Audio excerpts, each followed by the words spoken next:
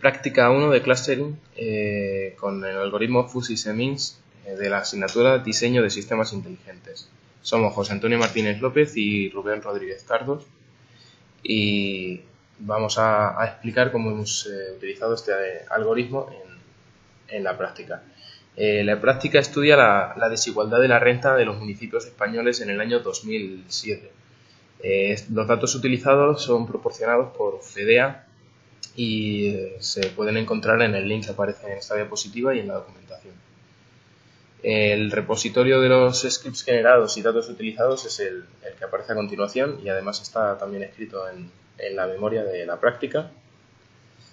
Y el orden de desarrollo de esta práctica ha sido el siguiente. Primero hemos realizado un estudio de los datos, después hemos hecho un preprocesamiento de los mismos, posteriormente hemos aplicado el algoritmo para obtener un clustering. Hemos obtenido el clustering con el algoritmo y luego hemos hecho un estudio de los resultados que hemos obtenido. Primer paso, estudio de los datos. El estudio de los datos. Los datos que se proporcionan disponen una serie de características como puede ser el número de población, la renta media por habitante, otros como el índice de Atkinson o los diferentes quintiles. Puesto que en esta práctica se trabaja en el campo del aprendizaje no supervisado, no se disponen de datos clasificados previamente con los que comparar los resultados. Para establecer qué características de los datos se utilizan en el proceso de clustering, se hace un estudio mediante un algoritmo PCA. A la derecha aparece una imagen con algunos de los resultados del algoritmo PCA. No hay ninguna característica con un peso especialmente relevante, pero sin embargo las características renta imponible media, índice de Atkinson y quintil 5 parecen tener más peso que el resto de características. Es necesario llevar a cabo una limpieza de los datos y para eliminar los datos redundantes, erróneos o innecesarios. Este procesamiento se hace con el objetivo de reducir la dimensionalidad de los datos que utiliza el algoritmo PCA. La ventaja de utilizar este algoritmo es que los registros del resultado obtenido se corresponden con los registros originales. Para llevar a cabo el preprocesamiento se crea un script de Python haciendo uso de pandas y sklearn.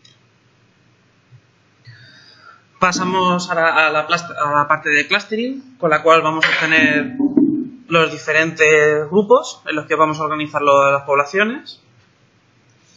El proceso de clustering se lleva a cabo en MATLAB, puesto que dispone de una implementación de Fuzzy-Semins.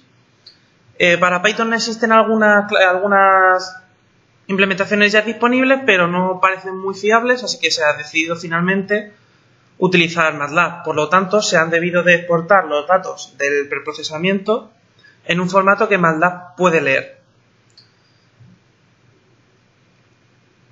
Antes de llevar a cabo el clustering hay que tener unas consideraciones que, por ejemplo, la normalización de los datos, puesto que si tenemos unas características en una medida y otras características en otras medidas, los resultados pueden ser incorrectos. Como al utilizar el algoritmo de PCA obtenemos siempre valores entre -1 y 1, la normalización de los datos o la estandarización se hace de forma automática. Otro aspecto a tener en cuenta importantes es que el número de clústeres vamos a utilizar, puesto que el algoritmo que estamos utilizando es Fuzzy-Semins y necesita de un valor K previo. Para calcular un número K de clústeres hemos utilizado un método que está basado en el BIC, en el Bayesian Information Criterion.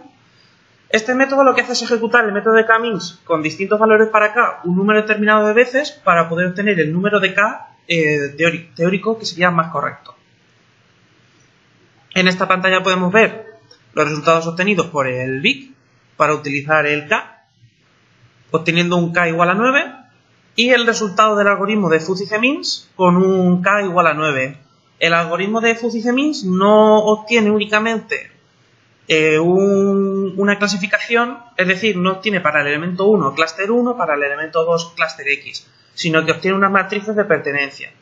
Para ello hemos establecido que cada elemento va a pertenecer al clúster al que mayor pertenencia tiene, y así está reflejado en la gráfica. Y ahora vamos a estudiar los resultados obtenidos. Una vez realizado el proceso de clustering, los clústeres obtenidos tienen que exportarse y añadirse a los datos originales para poder llevar a cabo un estudio. Es decir, hemos añadido 2 nuevas columnas a los datos de los que disponemos. Estas columnas son clúster, grupo al que hemos establecido que pertenece el elemento, y pertenencia, es decir, el grado de pertenencia al clúster correspondiente. Para cada uno de los grupos o clúster hemos calculado una serie de características. Puesto que estamos trabajando en el campo del no supervisado, es muy difícil obtener patrones. Por lo tanto, lo que podemos estudiar es cómo de cohesionado es cada grupo y obtener algunas conclusiones. Para esto hemos estudiado las características que se muestran a continuación de cada uno de los grupos. El clúster, la pertenencia media de los elementos de dicho clúster, la comunidad autónoma más presente en cada clúster, la provincia más presente dentro de cada clúster, el índice de Atkinson medio, la renta imponible media por habitante o IRPF, el quintil 5, la media de población y la media de población declarante del dicho clúster. Como hemos dicho antes, puesto que no disponemos de datos previos clasificados, es difícil encontrar patrones, puesto que no tenemos nada con lo que comparar. Sin embargo, se pueden extraer una serie de conclusiones mediante los resultados obtenidos. La pertenencia media del clúster ronda el 50%, por lo que podemos ver que los clústeres tienen una coherencia interna bastante buena. Las comunidades autónomas más presentes dentro de los clústeres son Andalucía, Cataluña y Valencia. Son comunidades con zonas muy ricas y muy pobres a la vez, es decir, con una renta muy desigual, mientras que otras comunidades, como pueden ser Castilla-La Mancha, Castilla-León o Galicia, tienen rentas mucho más homogéneas y tienen menos presencia en cada uno de los clústeres. Los clústeres con un mayor índice de Atkinson tienen un mayor quintil 5, es decir, a mayor índice de Atkinson indica que la renta está más concentrada en un grupo menor de gente y que la distribución es menos homogénea, es decir, que estas dos variables están directamente relacionadas y podemos ver que los clústeres que tienen un índice de Atkinson mayor tienen un mayor quintil 5. Los primeros clústeres, el clúster 1, el clúster 2, incluyen ciudades más ricas como pueden ser Madrid y Barcelona. Sin embargo, también se incluyen otro tipo de ciudades. Y los últimos clústeres son ciudades o municipios que consideraríamos más pobres. Esto es así teniendo en cuenta la renta imponible agregada o IRPF.